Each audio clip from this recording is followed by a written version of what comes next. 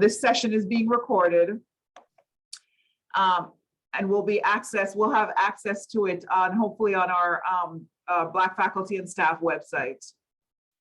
To avoid distractions, please be sure your microphones are muted. And Tabaya will be watching the chat for questions. Ideally, if you have questions, if you can go ahead and put them in the chat, and Tabaya will be watching the questions, and we'll have a Q&A at the end of the session. So with that said, let's go ahead and dive deep. Our intention today is to talk about embracing the complete you. And embracing the complete you, that can be researching part of your family history. We realize the importance of family, not just the people we grew up with or who raised us, but our extended family, aunts, uncles, grandparents. There's much to be said for looking back on the generations that came before us. Even though they're gone, they may still have much to teach us about our families, about history, and about ourselves. So with that said, give me a chance to introduce our panel. First up is Gail Jessup White. She's the author of Reclamation, Sally Hemings, Thomas Jefferson, and a Descendant's Search for Her Family's Lasting Legacy. She is the Public Relations and Community Engagement Officer at Monticello, Thomas Jefferson's legendary estate. A former award-winning television reporter and anchor, Jessup White started her career at the New York Times. She's written and spoken extensively about her work at Monticello.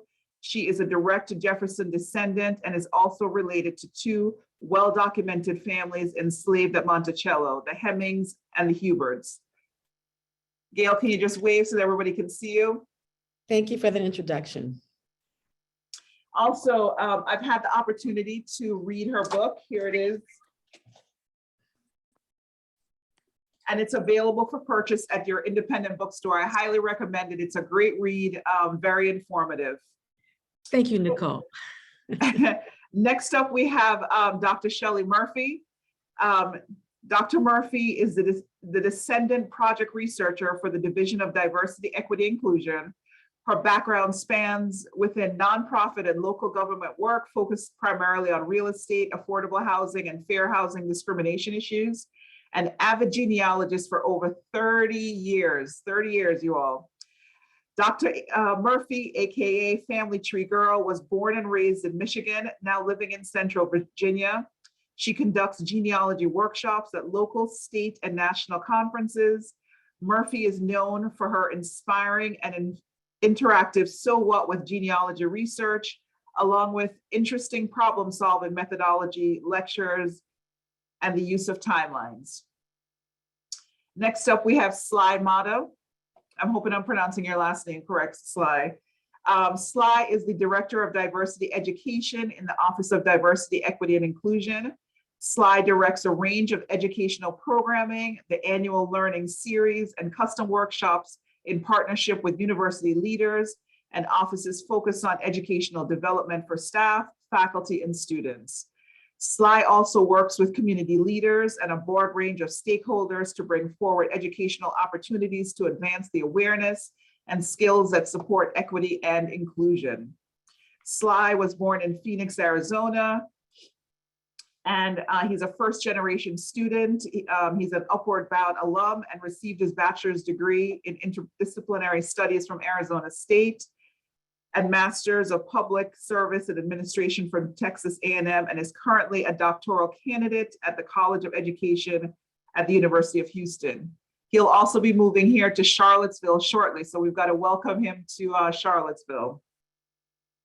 Last but not least is Carice Luck-Brimmer. Carice is a Community Initiatives Program Associate with the Virginia Humanities, responsible for developing statewide partnerships, supporting cultural heritage projects in Southern Virginia and the General Assembly, African American Cultural Resources Task Force. Working primarily in the Dan River, Danville region, Catrice collaborates with local community members to sustain a strong network of cultural organizations committed to positive change. Catrice is a public historian and genealogist who has done extensive genealogical research in the Pittsylvania County area, specializing in community-based family history. One of her current projects is including the development of the Danville Research Center for African American History and Culture. She's the founding president of the Danville, Pittsville County chapter of the African American Historical Genealogy Society. So with that said, you all, that is the panel that we have today. Years of experience, tons and tons of experience here. So let's get started. Let's dive deep into what it means to research our family lineage. Gail, I'm going to start with you. If you could just talk a little bit about, in your book, I read about how as a 13-year-old girl, you got, as a matter of fact, give me a minute here. I've got so many tabs. You wrote in your book, what started for me as a sheltered 13-year-old's curiosity about my family's unproven ties to Thomas Jefferson became a passionate cause and finally an unlikely later life career. So if you could just talk a little bit about what inspired you to begin.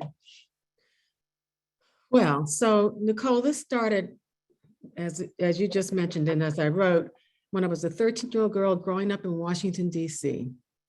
Now, many people know that Washington, D.C. was the first chocolate city. So I grew up in a majority Black city. As a result of that, I was surrounded by middle-class, very successful Black role models, including my parents. So you read that I wrote I was sheltered. Indeed, I was. And I didn't realize what the world was like beyond that perimeter, beyond that very safety net in which many of our parents raised us. So when I heard that from my oldest sister, I was eavesdropping on a conversation she was having with my dad, that we're descended from Thomas Jefferson, I heard her say, I was shocked because like many people, I hadn't learned, like most Americans then and many Americans now, that Jefferson owned people. We weren't taught that, were we? So I made it a point, because I couldn't really make sense of it. I made it a point to start then at 13 years old, questioning the elders that would have included very few people, my dad, my sister who's 20 years older than I, and eventually my dad's brother, the only survivors from his family. His family endured a great many tragedies, which I write about in the book, to find out how that could have been possible. And that ultimately led me to Howard University, where I was an undergraduate student, and I learned about Sally Hemings also through a book a woman named Fawn Brodie wrote, and assumed I was related to him, descended from Sally Hemings. Well, some 40 plus years later, I found out that there was some truth to that, but it wasn't entirely true.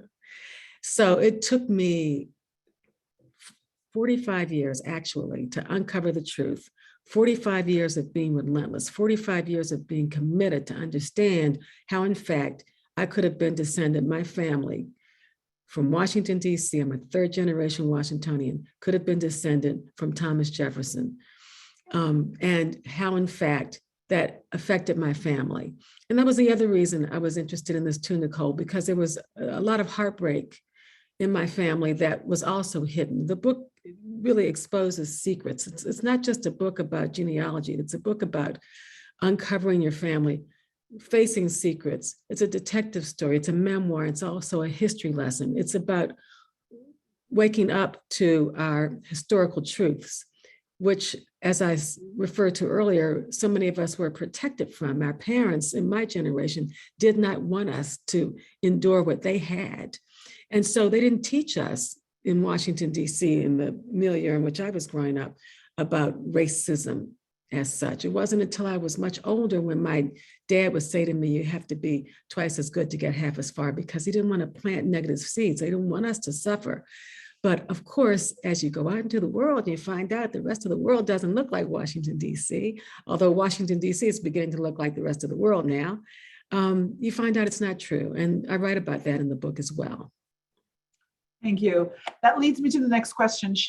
Dr. Murphy, if you could just talk a little bit about, you've had 30 years as a genealogist. Talk about the process that somebody would go through, much like Gail's process, how it took her, what did you mention, 45 years. This is not something you're going to start today and end next week.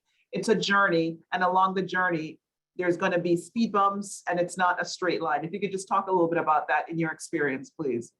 Absolutely, and thank you for having all of us here. Um, One of the first things I think of is to start at home. And I say the house repository, the relatives that are alive, the elders that are in your family right now. You want to start locally per se. And when I mean locally, your family, the connections, where they're from. You got to start asking questions.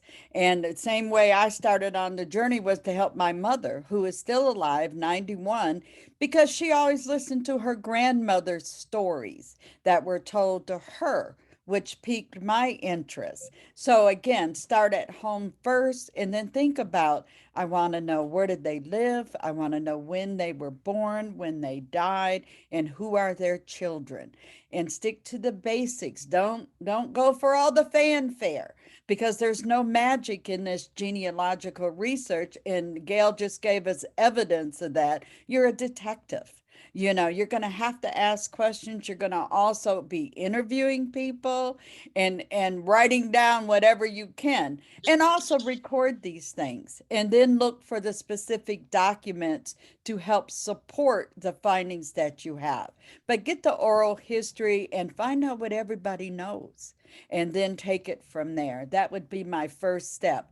A good resource, and I'll leave with that, is Family Search has a wiki that is WIKI that is on their page on the internet. And what that does is you can put a state and also go into a county, and it gives you the steps walking through, and then this is what they have on it. That's a good support tool and resource to use. So I know that, as I mentioned before, that this road is not always going to be easy. Sometimes you'll have some successes early, and sometimes you won't.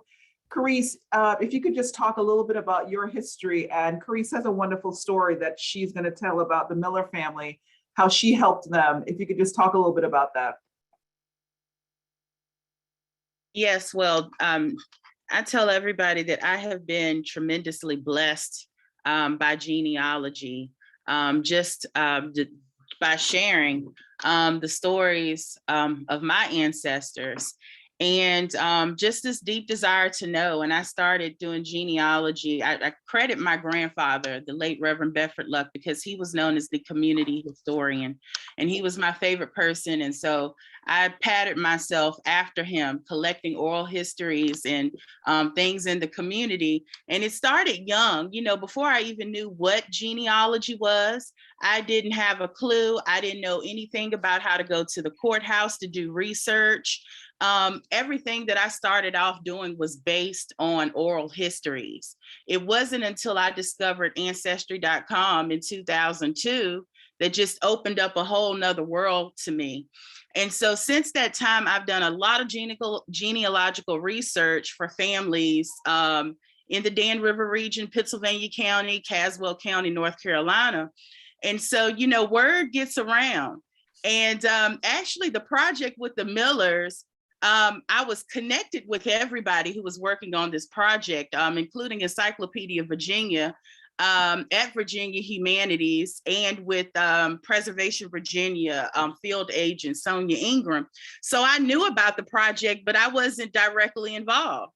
And so I get a message from my cousin, and she says, look, I'm working with this lady, and her brother just bought this plantation house.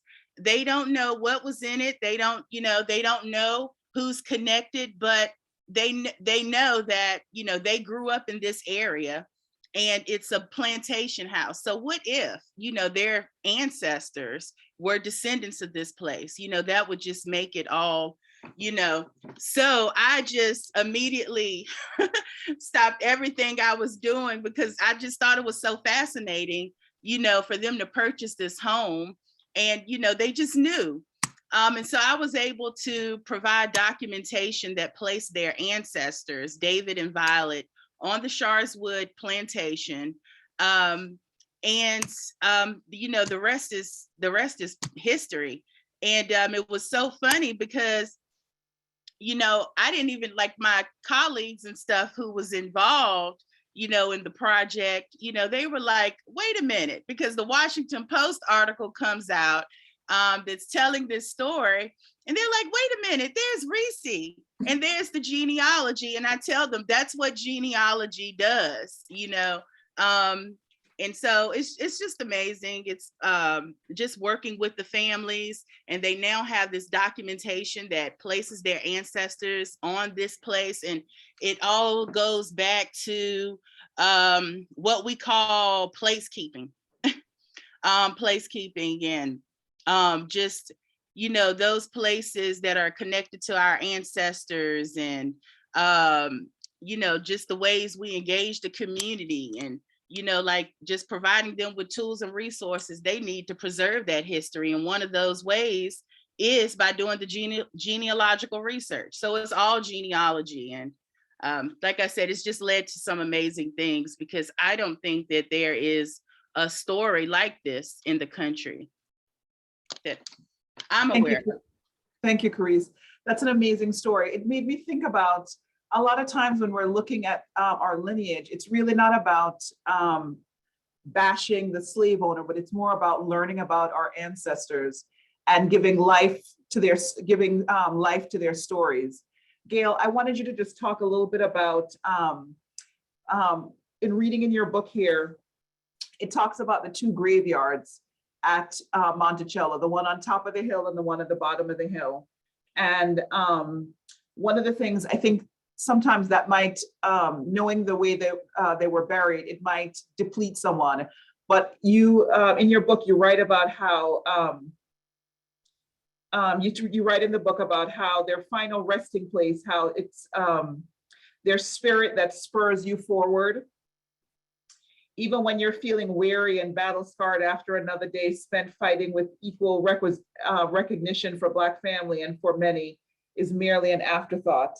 And you just talk about how while some might be repelled by the place where their ancestors were enslaved, I was drawn to it. Can you just talk a little bit about how you were drawn to Monticello and how you want to give life to your ancestors?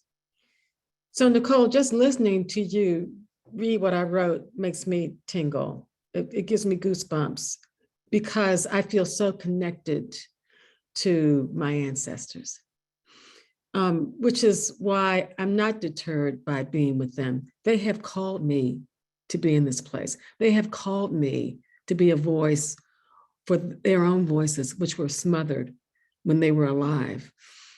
One of the things we do at Monticello and that I feel compelled to do is to talk about the enslaved people, because there hasn't been enough. They haven't been addressed enough. They haven't been recognized enough. We still haven't given the attention and the honor to the people who helped build this country. They disappeared because they were property. So when I'm at Monticello, I live in Richmond, but when I come to Monticello, one of the places I visit frequently is the gravesite that's on the bottom of the mountain.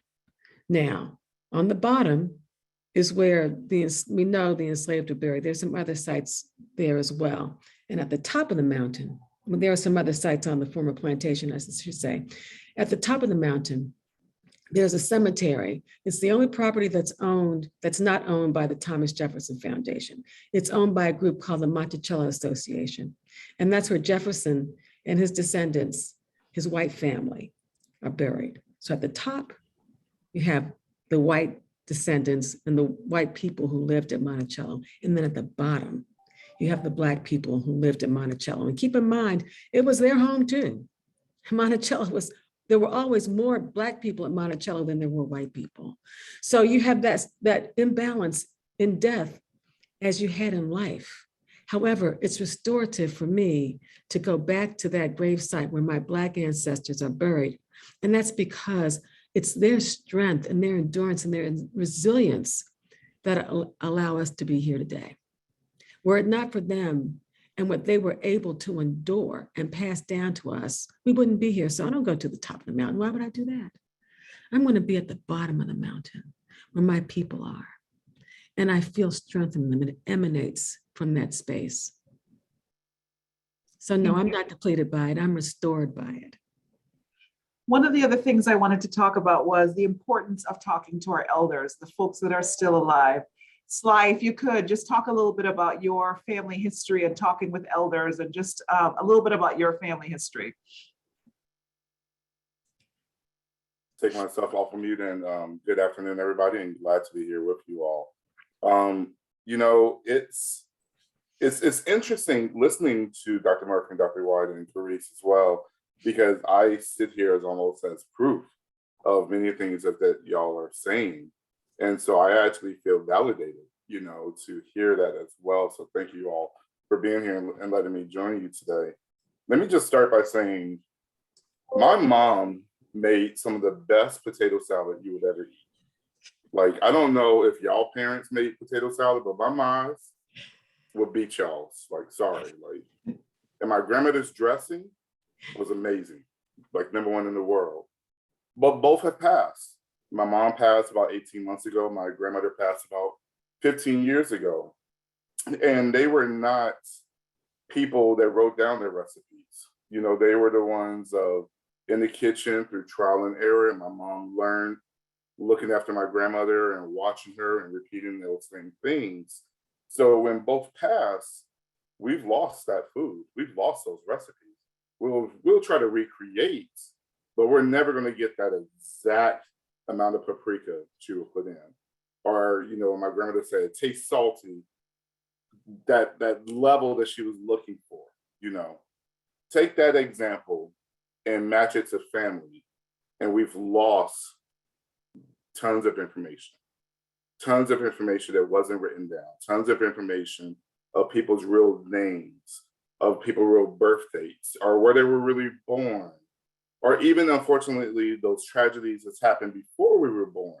You know, my mom had another sister that passed away when she was younger. My father had a brother that passed away when he was younger. And none of that stuff is written down. And so, you know, when I listen to Dr. Murphy talking about, you know, start with the elders and give that information and record it and write it down, I really have to, like, you know, stress that. Because in my family, the matriarchs were the keeper of knowledge. In my family, the matriarchs were with the big Bible that had all the information and phone numbers and nicknames and tons of information. And unfortunately, when they passed, we've lost that. And so as we try, my sister and I are very much concerned and interested in this topic because we want to capture our history. We want to be able to capture and tell those stories and have that pride of knowing we have that knowledge. Because right now we don't, and we're afraid of generational curses and things that we may repeat in our families because we don't know our complete family.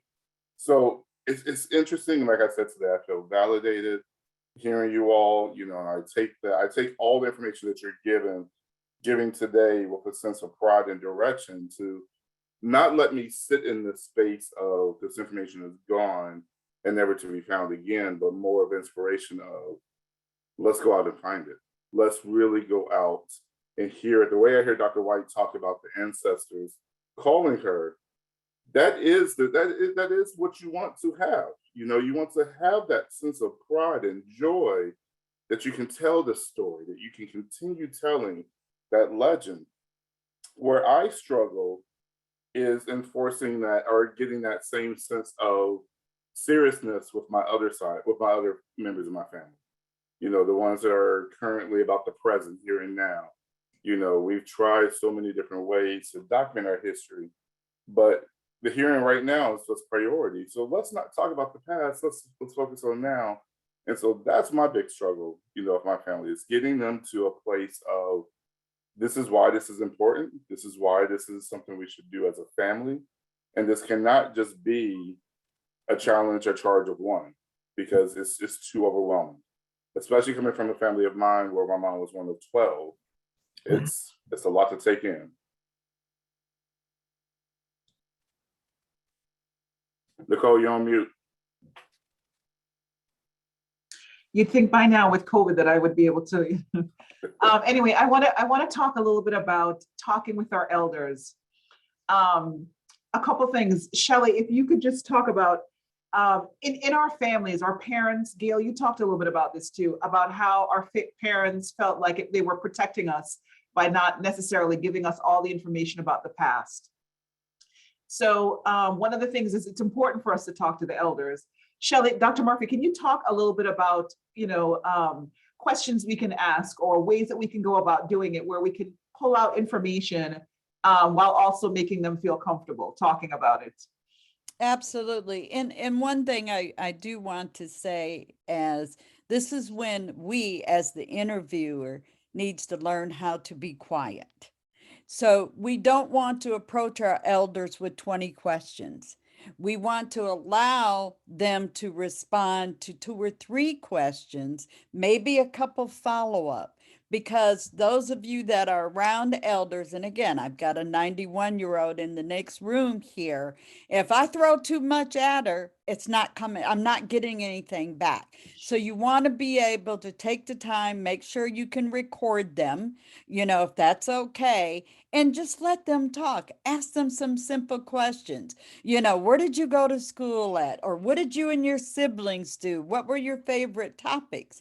Or where did you guys go on the weekends, or did you do any activities?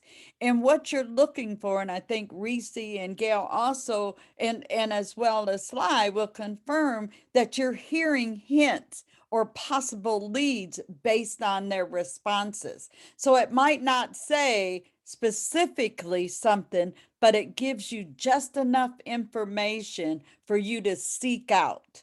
And so if I said, oh, but if I heard her say, well, we went to the school and it was a one room and there was no electricity in it, but she stated that, oh, we were right there in Benzie County, automatically going to the search. What schools were in Benzie County during this period, this, that, and other, and try to creep up. So, gather more evidence. And I think it's the listening part that is more valuable than actually trying to take notes. Because if you record it, you'll listen to it. But see them and the oral history as leads and hints to where you need to go. And again, I use the timeline and format for people to use. Simple, make a simple one. Just start recording things as they're saying them with some years specifically noted. So you can always go back and see what else might have been happening in that community. Or if you're looking at a census, maybe they mention somebody, a neighbor's name or somebody else. Well, just go look up on the census and see who's in the neighborhood. So again, hints, leads, and things like that. Great, thank you. I wanted to, Gail, if you could just talk a little bit about one of the people in your book, Gail, that you talked about was Aunt Peachy. If you could just tell us a little bit about her. I know that you said that you never knew her, but in your book, you talk about,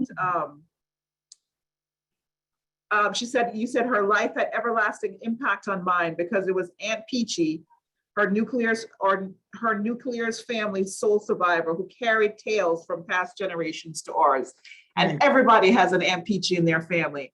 And also talk about how that wasn't even her real name. No, it wasn't her name. And right, that, so Yeah. if you could just talk a little bit about her and how we're gonna also talk a little bit about how some of our family members go by nicknames and how we really need to find more information on real names. I'm not even sure how I learned Aunt Peachy's real name. It's during the research, actually, because I didn't know Aunt Peachy, as you mentioned. But before we go forward, I'm sorry, I want to tell you how sorry I am for your losses. That's rough. And I know what it's like to lose a mother, and I never knew my grandmothers. So I'm very sorry for your loss. And you're so right. When people pass on and nothing's written down, then you're only guessing. There's so much lost. And it really resonated with me when you talked about the potato salad. Whose mom doesn't make good potato salad?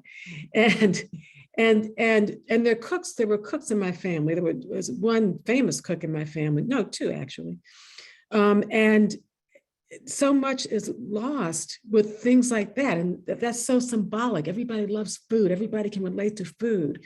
And when you think of that phenomenal potato salad that your mom used to make, being gone forever as you remember it, it's a loss.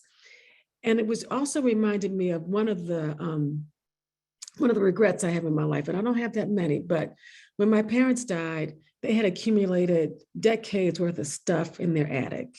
And actually, it was before they died. We sold their house. And I had the responsibility of caring for my son. I was raising my son, caring for my aging parents. Even though we had help, it's still a lot of work and it's emotionally demanding, and emptying the house. And at some point, I just say, you know what? I'm tired. I hired somebody to empty the attic. Biggest mistake ever.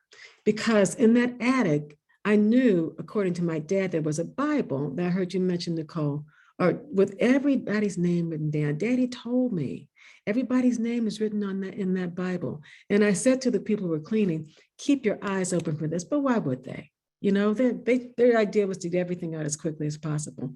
So one of the things I would recommend is for folks to go through all the documents, all the little pieces of paper. I have so much paper now around my house from my parents after experiencing that loss. And I go through those things and look at them, and I'm not yet prepared to discard them.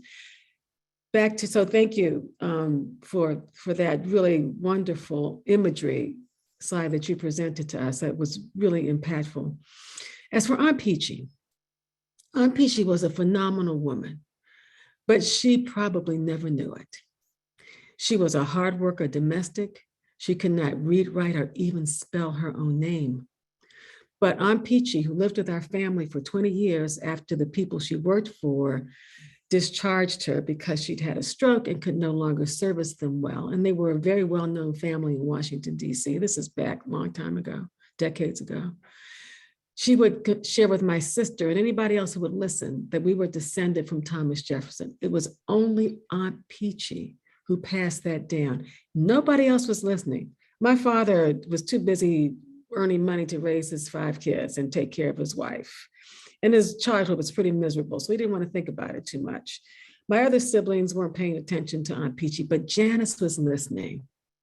And because Janice listened to Aunt Peachy say repeatedly, you're descended from Thomas Jefferson, she would say, I'm not, but you are. Because she was my grandmother's half sister, it's on that side of the family. And because Janice listened, and because my sister talks even more than I do, I was able to glean from her, to learn from her that we are in fact descended from Jefferson. So I owe so much. I'm totally indebted to Aunt Peachy. And I'm not the only one indebted to Aunt Peachy, frankly. Because not only was I able to unravel this history over time, through Ancestry DNA, I was able to find my lost family, the family that my dad lost because of so many tragic deaths, the family that did not know that they had ties to Monticello. So I have had cousins come back in their 90s and 80s for the first time, come back to their ancestral home because they learned that they're related to Peter Hemings. As I said earlier, I'm not descended from Sally Hemings. I'm descended from another family member, and that would be her brother, Peter Hemings. He's my 3 times great grandfather. And so, and one of those cousins I met as a result of this work is now working at Monticello. His name is Andrew Davenport, and he is now responsible for the Getting Word Oral History Project, which has for almost 30 years now collected stories of the descendants of the enslaved. So again, I say to you, this is nothing I would have been able to do on my own. It's not magic. Shelley's right, it's not magic, but it is inspired. It is the ancestors who speak to us if we're only willing to receive and hear them, and they will guide us. Wonderful. Sly, if you could just talk a little bit about your family history and how, the women in your family affected you, and also talk a little bit, I know you and I had some conversations about nicknames and names, being able to find our lineage, not knowing some of the names, but just talk a little bit about that. Yeah, most definitely. But before I hit that, I do want to go back to something that Dr. Murphy said about starting with the elders. And, I do want to talk about like the courage it takes to start with the elders, to ask those questions, to pose those questions. Many times in our culture, and especially in my family, the elders are giants. My grandfather, the patriarch of our family, 5'11", 300 pounds, that man could move mountains. His word was law. And if you challenged it, you were looking for a new place to live, in a loving way, of course. And so to ask those questions of our grandparents, of our uncles, and especially when we're asking questions of circumstances that may not have always been positive. of the reason why we moved from one state to another state was maybe because we were running away from a lover or an abusive husband, or maybe we changed names, and we find out that the name that we thought was our grandmother, though we never used it, was actually she was born something else because of other reasons.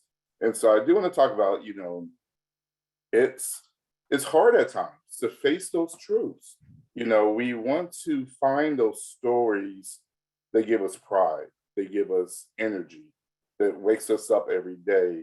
But then there's also that potential to hear stories that bring us sadness or bring shame to our family or what they feel is shame, let me say. And so I think that is incredibly difficult at times and sometimes scares us away from having that conversation. I know specifically for my grandparents to bring up certain topics is a no-no. You just don't do it. You just let it go. But it's part of that same story that gives a complete picture, of who we are. And speaking of who we are, I introduced myself as Sly, but if you go back to Arizona, Sly doesn't exist. I'm Sylvester back at home. And even then, if you go to my family, Sylvester doesn't exist. I'm Puka. I'm Cosmo. I'm Marv. I'm different names to different members of my family. And in the same way, to my elders, my Aunt Maxine, who I still don't call her by her real name, is Amy. My Aunt Stephanie is Coco. And it's these nicknames that we have been brought up since the age of birth. I have two beautiful nieces. They call me Uncle Puka. They have no idea what my real name is. And even if they do find out what it is, they would never use it. But apply that same example to some of our elders as well, to our uncles, to our aunts, or to those individuals that we don't even know we're related to, but we call them these nicknames. And then we find out later, oh, that was your uncle. Oh, that was your cousin. Oh, that was your second cousin removed. Similar to what Dr. White had mentioned, we find out a little bit more tidbits at passings. Those hints that you mentioned. Unfortunately, it's at funerals, it's at the passings of our loved ones and our families that we find out these little bits of more and more information. My grandfather on my father's side, my family is from Mexico. My father, when he passed, there was these little music notes on the picture, when you walk into the wake. And I asked my aunts about that, and she says, "Oh, your grandfather was a musician and played all these instruments, and that's how he supported the family. He would play his saxophone. He would go to different clubs and just pick up in a band, and he loved playing music." Well, fast forward 2 generations, my sister, here she is, playing 10 instruments and wondering why I missed out, on that instrumental gene. But again, being able to ask our elders and being able to decipher the nicknames that we love to say brings us this information, these revelations that we never had before. That gives us that more complete picture of them, but also about us as well. Thank you, Sly. And I know just hearing Dr. Murphy mentioned before about how it's important when we're talking to the elders to listen, and there'll be certain clues that you'll be able to start doing research. Catrice, can you talk a little bit in your genealogy experience about how, when you've listened to somebody, how that's allowed you to further search and be able to find more information? I think we're all in agreement here that oral history is key. I think that's where, we all start. We can never discount oral history. I don't care what people tell you, well, it's just stories that, they could have been telling a lie. Never discount oral history. I think out of all these stories that I've collected and have been told, at least 85% of it is true, and so discounting oral history, it's a mistake that I made 20 years ago. My grandfather, the first ancestor I heard about was Gardner Luck. And he used to talk about Gardner Luck so much, how he was so strong, he could knock the bark off a tree with his bare fist. So I grew up hearing this story. I wanted to know everything about Gardner Luck, and where he came from. So I'm interviewing my grandfather's first cousin, because she was the youngest, she was his youngest first cousin. And so I asked her, I said, just random, where the family come from? Where's the plantation? What's the name? And she said, honey, we come off the Patty Smith plantation. And I was like, the Patty Smith plantation? You know, it didn't make sense. I was like, she don't even know what she's talking about. 20 years would pass. And, I, got to a stopping point with Gardner Luck. And I said, well, let me do the other side of my grandfather's family, which is the Motleys. And so that led me to this widow who marries this man named Sexton Smith. And I ended up finding out that this Patty Smith was his niece by marriage. Of course, Patty Smith didn't own a plantation. She was born in 1858. But I went back to this cousin and she said, girl, the family used to visit us, and mama and papa, long after slavery, this was in the early 80s, descendants of Patty Terry would come, and Patty Smith would come and sit on the porch, and come to find out, I ended up finding out after 20 years that my family was enslaved in the same community that I grew up in, and if I had only listened to what my cousin Ann was saying about Patty Smith, it would have led me there. So it takes 20 years for me to start. And something that, I'm young, I'm a young researcher. I've been doing this for a long time, but I always look to more seasoned genealogists like Dr. Shelley Murphy, who actually is one of those who helped me get started with OGS and so many other things. But one of the things that I often, would hear her say, about the oral histories is like these, these stories, I'm losing my train of thought. Started to get emotional talking about Shelley, but like these stories, a lot of times we don't listen. And that's the key, is listening. And you want to just do all of this talking all over everybody like she don't know what she's talking about. And these stories, are right there. And getting back to that now, it's coming back to me. Something that I learned from Dr. Murphy years ago that I never thought to do was that not only should I be researching my family's ancestors, but I need to be researching the people who enslaved my ancestors, to even find out where my family went. Because this Smith, Patty Smith, this is on my grandfather's other side, but Patty Smith led me to finding out where Gardner Luck came from. I found out Gardner Luck's wife, her maiden name was Smith, and Patty Smith's aunt brought her to the marriage. And the person that she I'm writing a book about this. The person that she brings, to the marriage, her husband, he already had Gardner.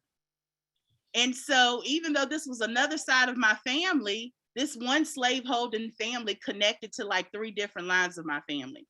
So just, don't discount the oral history, Wow. Yeah. So I want to touch on something that Gail talked about. Gail talked about how in her looking through her ancestry, it's part detective story. And we know a detective has, many tools in their toolbox. So Gail, you have a chapter on in your book about DNA doesn't lie. If you could talk a little bit about the DNA research that you did, and then Shelley, Dr. Murphy, if you could just talk a little bit about your experience with DNA ancestry as well. So if Gail, you could start, just tell us a little bit about what the DNA told you, and then if Dr. Murphy, you could just follow up with that. Oh, sure. I'd be happy to. So we have this oral history conducting us to Jefferson, and Carissa and everyone's right. You never discount the oral history, which led me here to Virginia and eventually to Monticello, where I began the research I took it to another level. Until that point, I'd been collecting stories from the people who remembered my dad's family. This was on my dad's side, if I failed to mention that earlier. And we finally found that the connection was with the work of Cinder Stanton, who was the principal researcher at Monticello, and who knows more about enslaved people of Monticello and Jefferson than anyone else alive. And so it was through her that I was able to find my grandmother living in the home of one of Jefferson's great-great-granddaughters. She was living there, listed on the census record as a servant. And eventually I found that she was the daughter of a man named Moncure Robinson Taylor. Moncure Robinson Taylor was one of Jefferson's great-great-grandsons. And so the tie to Jefferson came through one of his great-great-grandsons. In other words, Jefferson's great-great-grandson is my great-grandfather. So that was part of what I was able to put together. And with that information, I headed to the internet. And I started a regular search where I would get notified about Jefferson descendants. And through that search, I found a woman named Tess Taylor, who's a writer and a poet, and reached out to her. She had a book of poems, and I reached out to her and said, I see we have our ancestors have the same surname, but mine didn't exactly, she's white, if I failed to mention that, mine didn't exactly come through the front door. And so she responded to that, and we met, and she wrote about it for the New York Times, which I write about in the book. And as a result of that, we heard from Skip Gates, who's actually a family friend. So I don't know how Skip managed to miss my name in that story. I think his researchers must have picked up on that story rather than Skip. But at any rate, reached out to Tess.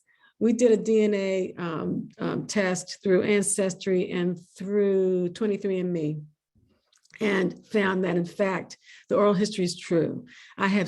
We found so many white cousins descended from that Jefferson Randolph line that it was unmistakable, and it all matched. Where I would fit in with that Taylor family also matched where I fit with the cousins through Ancestry DNA. So it was really a fascinating journey.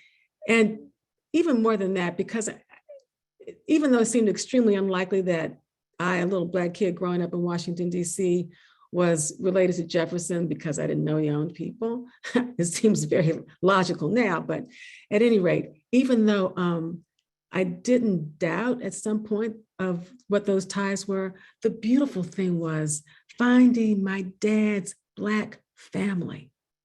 It is nothing short of miraculous to me. Shelley's right. Shelley's a national treasure, by the way. She's right. It's work. It's not magic, but it certainly feels like a miracle.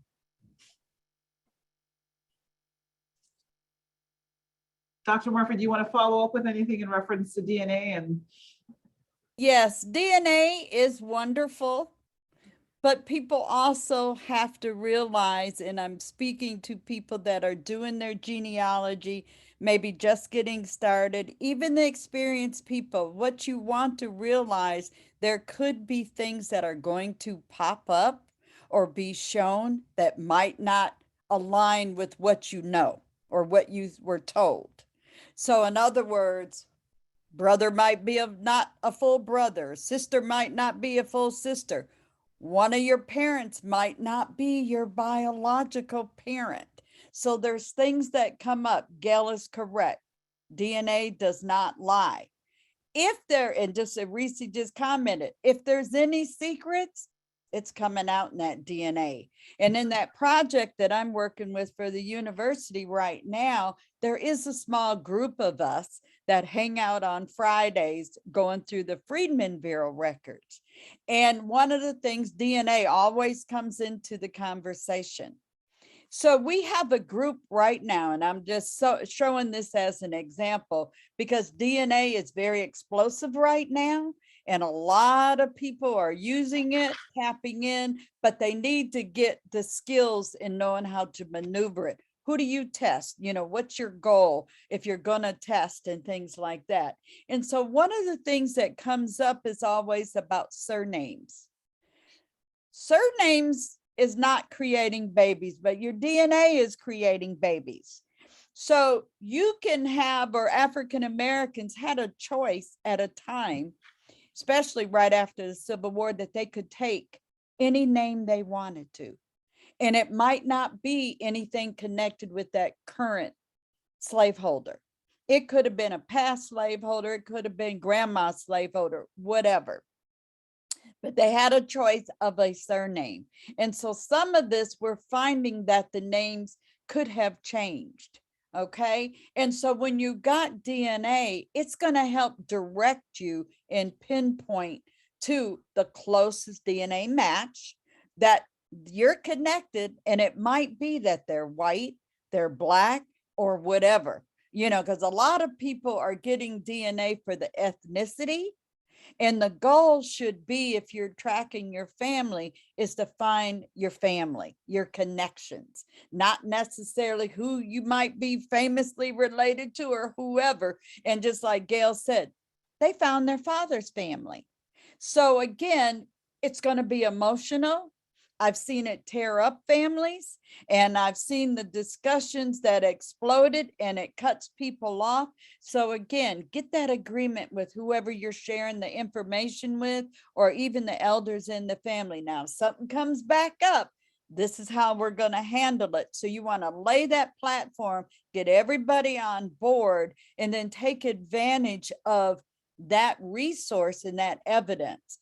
I have tracked DNA on so many people. And right now with the project, with the Memorial to the Enslaved Laborers, we've got over 700 people tied to one surname in Virginia, and then one surname. And it leads to an enslaved laborer that a building there, it's Peyton Skipwith's line, one of his brother's lines, several brothers, but there's over 700 people in there. How are we going to handle that? It's telling us all these people, which are generations, are connected to that line, and it's DNA that's doing it.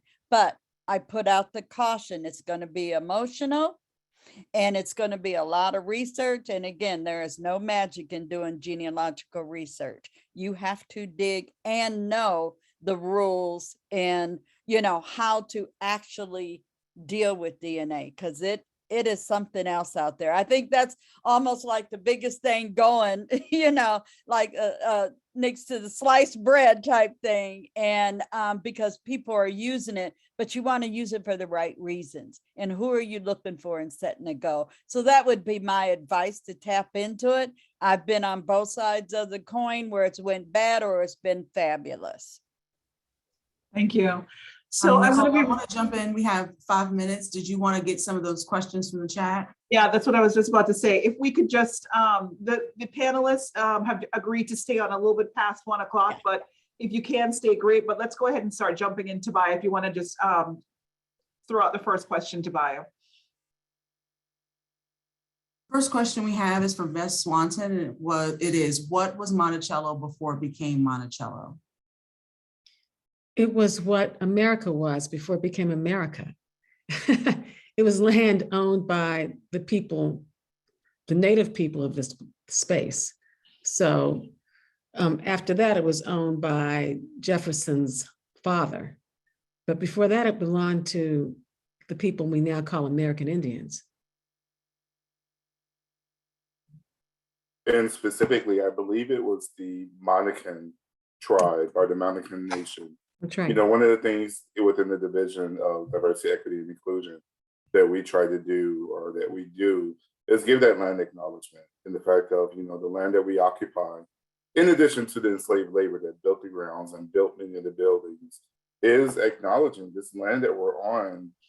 Before it was UVA, before it was Charlottesville, it had another name and another language. Yes. That, you know, people lived here and had their faith here and so forth. And so if we're going to do them justice, we have to continue to speak their name. And as Dr. White said, continue to tell their story about their migration or their brutalization and their murder as well.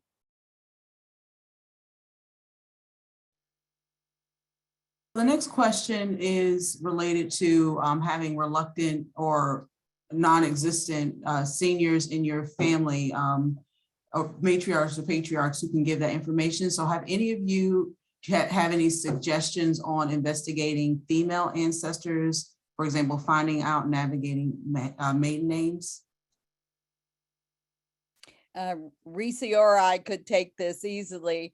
I'll just throw out, you got to know who's in the community. You also got to know who that family is around, connected to, and what the involvement is, be it a, cousins or whatever. And so you want to be able to track and understand where they're at, what time, and what other records and resources are available. And of course, it's not always going to show up in a marriage certificate, because their marriage type contract or agreement might just be an entry in a book. It's not like what we have now. So you have to also put yourself back in that time and find out what resources are there at the time. And Reese, you want to add anything else? And you can always use things like, birth records, Mhm. marriage records, things like that that might have the maiden name on them. And like Shelley said, just following the history of the community, like those families that live nearby. But these are the tools that we use. I know that, the first place I'm going to look is a marriage certificate. And, hope that I find that information. And I'd go to a death certificate too. Yeah. Yeah. If I could just jump in, because that's exactly what happened in my family. This is how I found out that we were related to Peter Hemmings. My grandmother's name was Robinson. It was also Taylor. We couldn't figure out, we had the DNA, we had the oral history connecting us to Jefferson. Once we found out it wasn't through Sally Hemings, we didn't know who her mother was. So we eventually found her mother going through the census records, but we didn't know what her family connection was. It was looking at a death certificate of one of my great grandmother's brothers, whose name was Peter. And on that death certificate was his mother's name. And his mother's name was Sally Hemins, Hemmans, which is a corruption of the spelling of the name Hemmings. And it turns out that she was the niece of the famous Sally Hemings. So that death certificate, you want to talk about an aha eureka moment, because that death certificate connected me definitively to the Hemings family. And that's how I found out that Sally Hemings is my 4 times great aunt, and her brother was my 3 times great grandfather. So those documents, if you can get them, can give you so much insight. They're great resources. So that's, so I just wanted to add that into the conversation. And just real quickly as well, I wanted to go back to something that Reese has said in terms of that oral history and those oral stories. And, we've mentioned many times already today about being able to put on those detective hats. And I think that's why those oral stories are so great, because even if they are these exaggerations of people, of descriptions or events, within that is a foundation of truth, that it has been exaggerated. And within those oral histories, we may hear, oh, so-and-so is really your cousin, or so-and-so is related to you in some way. And then you go dig a little bit deeper and you find out, wait a minute, there is some truth to this. It may not be a cousin, maybe a third removed cousin. It may not be a cousin, maybe an actual brother, the way that communities, as we mentioned before, we have to look at how close communities were. Let's be honest, sometimes we had siblings, a couple blocks away from each other, but never knew they were siblings, that they thought they were cousins. So it goes back to reinforcing that oral history is so important to really be able to dissect those origins of that foundation of truth that exists in it. So the last questions that I have are all related to DNA searches. The first one is managing information that you find out through DNA testing, like those secrets. Which of the services that are available is the most discreet? And for example, and not revealing, okay, this person is your brother, and connecting you to them if that's not what you're interested in.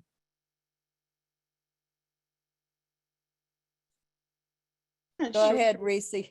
I'm not sure if there is a DNA company that allows for that type of privacy.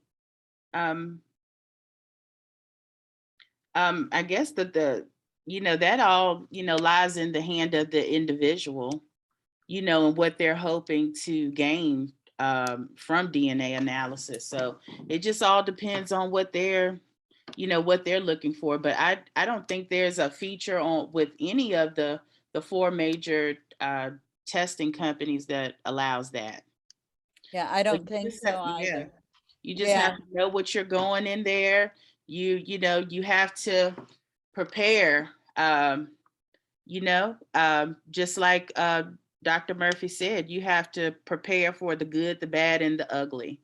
So you have to know why you're taking DNA, and you have to go into it with the thought that, I could uncover something that could be, a secret.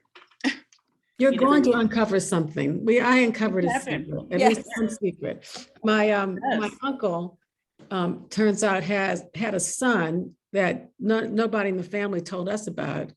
And he showed up on Ancestry DNA and reached out to me. And of course, I wanted to know who he was. So, and as I dug around a little bit more, I found out that my uncle had this son with a married neighbor while my uncle was still a teenager. So this really complicates the story and the image that you have of your own background when you find out this about your uncle, esteemed uncle, who was apparently quite a character. But also, interestingly, my uncle was a gifted musician. Sly mentioned earlier that one of his ancestors was a musician and could play instruments, so many instruments, 10 instruments. My uncle was extraordinary, and my grandfather was a famous cook. And this cousin I met, turns out, is a musician and an extraordinary cook. And he had no idea where he had these skills, from whom he had inherited these skills. And so he was thrilled when I told him about his father. He knew nothing about it. Actually, it was his grandfather. I had it mixed up there. You see, even those of us who spend a lot of time in this can get mixed up a little bit. But he was just thrilled to learn about his grandfather and all the talents that he had inherited from him. So yeah, it can be a little dicey. You're going to find out some things that you might not want to know, but more than I think that you're going to find out, it's much more gratifying. You're going to find out more that you want to know than Yes. what you don't want to know. I will make a comment that if you're going the DNA route, that means you're searching for something. And once you get it, my suggestion would be, and I think everybody will agree, you need to get a genealogy buddy. You need to get in a genealogy group. Get in a DNA group, especially if you're new at this. Get around other people that are also doing this. And there's so many webinars, free webinars that are online right now that you can go through a series, like starting from step 1, got the test back. What do you do now that you have the results? There's webinars, and they're free, that tells you how to organize that criteria and walks you through that. So that would be one takeaway, is to get into a group, genealogy group or a DNA group, and start working together and sharing, because people will share the successes, and I don't want to call them failures, but the things that don't make sense. And this is how you learn and you strengthen your skills and being able to get to a resolution. Risa, you had something? Oh, you were Yeah, nodding. personally, I mean, like Shelley said, it pays to, get a genealogy buddy and, join these research groups. I'm in a group called NPE Fellowship. It stands for not parent expected. When Right. we started out, we had maybe 500 members, and now it's grown to thousands. Just creating a place for people who found out, like I always refer to Shelley, because she always has a funny saying, there's so many people just finding out that Pa ain't Pa, and so it's these groups, they act as psychiatrists, really, because this is an emotional thing. DNA can be emotional. And for me, if I wasn't connected and I had not listened to Bernice Bennett's presentation on the emotional side of DNA, I probably would have been a wreck, when I found these things out, and it took a long time to come out and be comfortable, telling this story. I went all my life, just thinking that, my father was my father. And then I found this out by DNA evidence. And, I had no clue. I had a guy that turned out to be my nephew reach out to me, and I was like, my mom, no one's had any extra kids. And, my parents aren't old enough to be grandparents yet, so it's just one of those things. And and like I said, it's taken me a while, just, counseling, all of those things. So it's serious business. When you get into the DNA, you really have to be prepared, because you don't know what you will find out.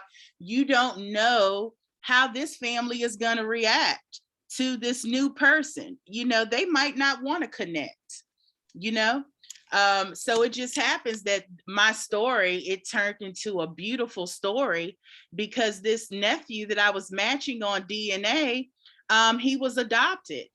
And I found out that his mother was my sister, a half sister of mine, who was, 20, 30 years older than me. And so what happens is, through this, he was going through depression, and his wife was just trying to figure out how can she help him. All he wants is to find his family. And so she went through giving him all types of DNA tests. And now he's connected with his brothers. So he had not one, but two full brothers. They had the same parents. The parents were just 13 and had to give the first son up. So just to know that, his parents stayed together. They have two brothers, and these brothers have accepted him and opened him with open arms. One of the brothers said that his mom told him that she had a son that was given up for adoption. He said he wrote Oprah at 12 years old, can you help me find my brother? And so to see us today, we take family vacations. We're always together. And really, even the shame and all of that I carried, now I just feel like it was, it was for nothing. All of those feelings I had, because they actually, this void that I had in my life, they fill this void. And so that's an amazing story, but it doesn't always happen like that, so. Wow, Well, the power of DNA. What I want to add real quick is, my sister and I, after hitting the roadblock with Ancestry.com, as we often do, we wanted to try something different. So we tried 23andMe, the DNA, and it was amazing. It was amazing. But I do have to stress two things.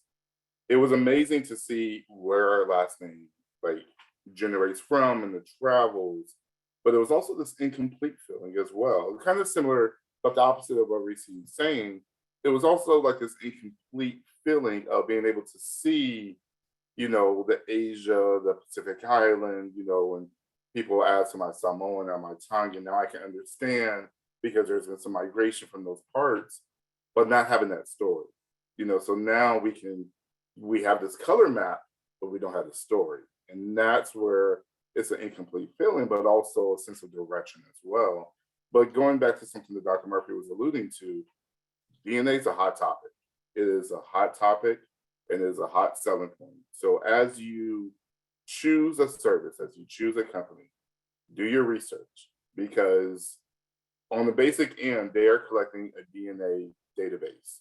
And so how that DNA information is being used on their end, and if you haven't heard, there's been different cold cases been solved where police have went to these DNA companies, got access, and now this information that you thought was private is not private, and is actually being shared with different law enforcement, different organizations. So do your research and just be mindful.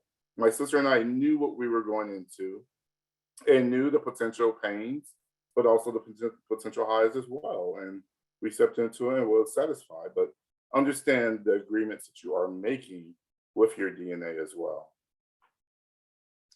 Thank you for that. Those are really great responses to that question. I think the last two are relatively easy to answer. Is DNA tracking expensive? How accessible is it? And then any of your personal preferences for services Ancestry.com or 23andMe. I'm gonna say both. You do both.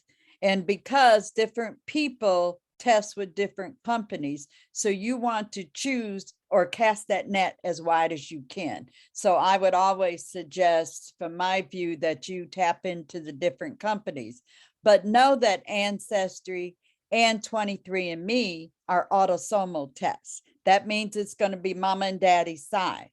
But you also have Family Tree DNA, and that can do the autosomal, but they also have the specific test that does a Y line, which would be the male line. And they're the only company that's doing them right now. And so in other words, if it's Sly and he's going to track his father, and go forth. So he can do that with Family Tree DNA. And then you also have the matrilineage line, which is mama. Well, me, mama, all the way back. And so again, what's the goal? Because you don't want to walk into this just looking at the ethnicity, because you also don't know who's going to contact you back. So 23andMe and Ancestry, 23andMe has the largest database. You definitely want to go there. But then again, tap in to 23andMe. And the reason I'm saying that, because when they first started, they gave away 10,000 free kits to African Americans.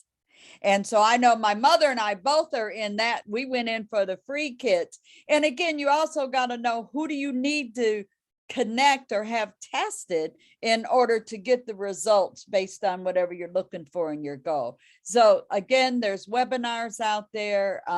Renata Yarborough Sanders, she does a great one on legacy family tree webinars. You've got Krista Cowan with Ancestry, and just Google her name, Krista Cowan, and she also does talks on DNA, and they can get you from step 1 to step 10, and then join a group, and of course share the things that you find, just like you would research in just your family history. The only thing I could add to that, because Shelley Murphy, you're such a reservoir of information, is that it's not that expensive. Right. A regular subscription to Ancestry, which I find very accessible, is about $20 a month. So it's really reasonable. You can catch a sale, it might even be less. Yeah, I have the World Edition, so it costs a little different A little more. yeah, And, yeah. and that's another piece, that if you're tracking, and we didn't talk about this, but one of the things is to know that if you're researching your African American family and that you think there is any slavery involved, you're going to also have to research that white family. They're going to go in tandem. You cannot do it alone and just go say, I'm going to research my Black family. Nope, it don't work that way. When you start digging into those records, if you know your family might have been enslaved by someone, you're going to have to research. And I do this with the UVA research. I get a slaveholder's name, and I have an individual that was rented to UVA. I've got to find out about that slaveholder, or whoever had permission to rent that person, to provide a service to UVA. And they don't go by themselves. So you have to just keep going. And it comes back to exhausting those local resources and knowing who those neighbors and who's in that community again. You know what else is fun, though? Going to the original records. One of the things I really enjoyed in this research was going to the courthouse. Yes. And going through old real estate records and whatever you can find there in old wills. That's part of the joy in this research, actually holding in your hand 200-year-old documents and books. That's part of it as well. Yes. Tobias, that's what. There Are was there one any more question. Carice did answer it in the chat, but just since this is being recorded, the question is, what if your dad has transitioned? Can you still get paternal test line? Paternal line test, sorry. Reese, are you able to answer? Or do you want me to answer it? Yeah, the answer is yes. Reese had commented that her computer was going, but yes, because if there's any siblings of the person that's transitioned or sons, since they're looking up a paternal line, yes, you could also get to that response. Reese also put some information about the prices to the different kits, and always any holiday coming up, watch for the sales. Yeah. Well, at this time, I want to thank the panelists. We started out talking about our intention was to talk about embracing the complete you. As a result of this, we have many tools in our toolbox now that we can go forward. I want to thank our panelists with the, as Gail put it, a reservoir of information. Gail Jessup White, thank you so much for being with us. Thank you for writing your book. Thank you for sharing your experiences with us. Dr. Murphy, thank you again for sharing your 30+ years experience with us. Sly, thank you for your tales and all of your stories. And Carice, thank you so much for all of the information that you provided us, you being a genealogist. This was awesome. I feel like I learned so much. So grateful for your time. I'm going to stop recording now. And if possible, the panelists, and I don't know if you can stay on, Tobias, if you could just stay on just a few more minutes, but I'll stop recording now and let everybody know. Thank you for coming, and we appreciate your time. Thank you. Thank you.